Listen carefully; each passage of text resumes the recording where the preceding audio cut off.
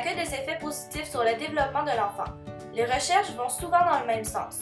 Des programmes de musique à l'école ou des écoles spécialisées amènent les enfants à mieux performer dans les autres matières. L'enfant apprend à écouter son jeu, à coordonner ses mouvements, à développer sa mémoire, à affiner sa sensibilité, à s'extérioriser. Il en retire satisfaction et fierté et augmente, par le fait même, son estime de soi. Pour Nicole et pour nous, il est évident que la musique est bénéfique au développement et à l'apprentissage de l'enfant. Tout d'abord, la musique affecte énormément le côté intellectuel de l'enfant, car lorsqu'on joue d'un instrument, les deux hémisphères du cerveau sont actifs.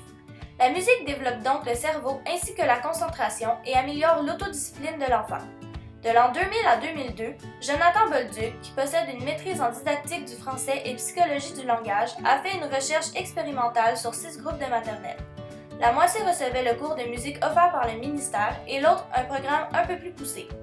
Après ces 2 ans de recherche, Jonathan peut affirmer que la musique développe des capacités supérieures en lecture, écriture, dans les langues et pour la mémoire. Pour continuer, la musique est aussi bénéfique au niveau culturel simplement car elle apporte une certaine culture générale à celui qui l'apprend. Pour en savoir un peu plus, nous avons rencontré un professeur de musique. Ce que ça développe, c'est de faire des liens. Alors, c'est sûr que dans les nouveaux programmes du ministère, on parle beaucoup de faire des liens entre chaque cours. Donc, le fait de savoir qu'un compositeur vient de tel pays, de telle culture, avec qui parle telle langue. Donc, c'est sûr qu'on peut, à ce moment-là, développer son intérêt, puis en fait, aussi sa curiosité. Ça fait découvrir aussi des périodes qu'un enfant ordinaire ou de la musique qu'un enfant n'écouterait peut-être même pas. La musique a également une influence au niveau personnel et affectif d'un enfant, car il peut exprimer ses émotions à travers elle.